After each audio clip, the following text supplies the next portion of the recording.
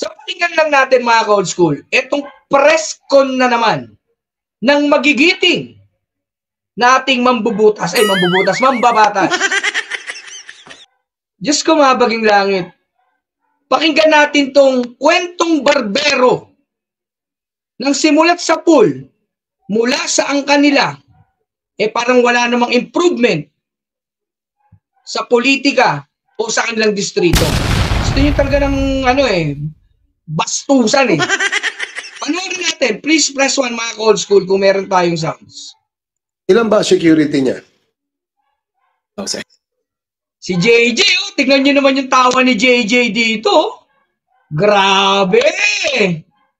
Parang tawang budget 1 to Ayan po, ang representative barber.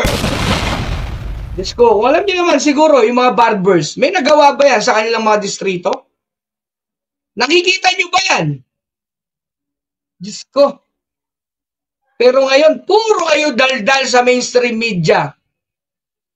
Huwag mo kayo sa akin magalit dahil ang kapwa nyo, kongresista, ang nagsabi, kaya kayo humaharap dyan sa mainstream media ay para sa budget na 1 to sawa. Kahit kakabigay lang sa inyo at ubusin nyo sa loob ng 1 linggo, meron pa rin darating sa inyo.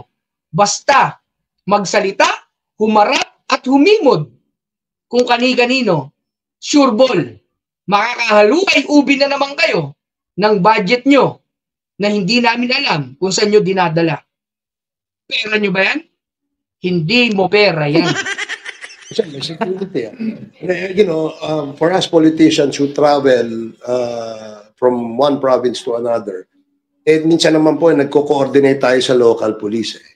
We cannot bring along all the police force to guard you everywhere you go. Diba? Hindi dapat ganun.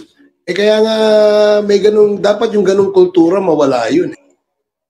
Mali ka doon, Representative Barbers. Ang dapat mawala na kultura ay yung mga katulad nyo na wala namang silbi bilang mambabatas. Ang kultura na hindi na marunong mag-liquidate. Puro kayo certification. Yan yung mga kultura na gusto naming mawala at hindi yung security details. Kunyari pa kayo ba wala kayong security?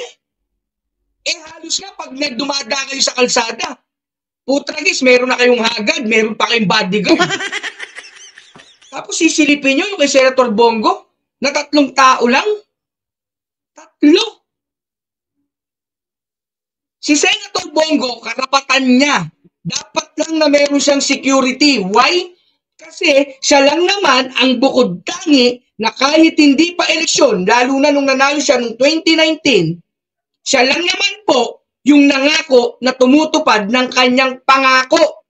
Hindi nakakalimot at hindi nagpapabaya sa kapwa niya Pilipino.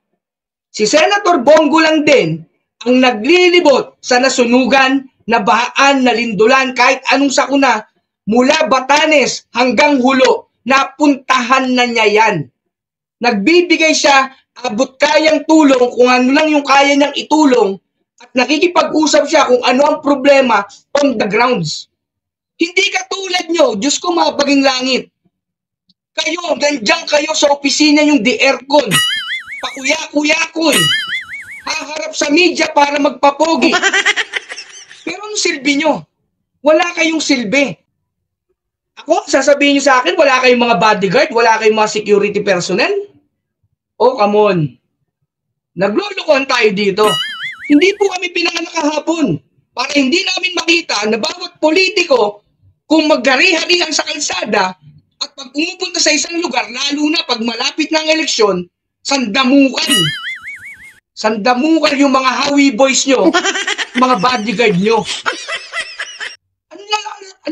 Hindi ko alam kung sa kayo kumukuha, sir, ng kapal ng muka. Pasintabi na po. Yung kapal ng muka, binabagayan kung may nagagawa. Ang masakit, puro na lang kayo kapal ng muka, pero puro kayong ngawa. Wala kayong nagagawa. Imbis na asikasuhin nyo yung 5,500 flood control na taon-taon bilyon-bilyong piso ang pondo ng DPWH sa flood control. Ngayong taon 300 billion. Ngayon, yung budget na pinopropose, meron pa rin 254 billion. Flood control na naman. Ano kayo ng patuka sa mano?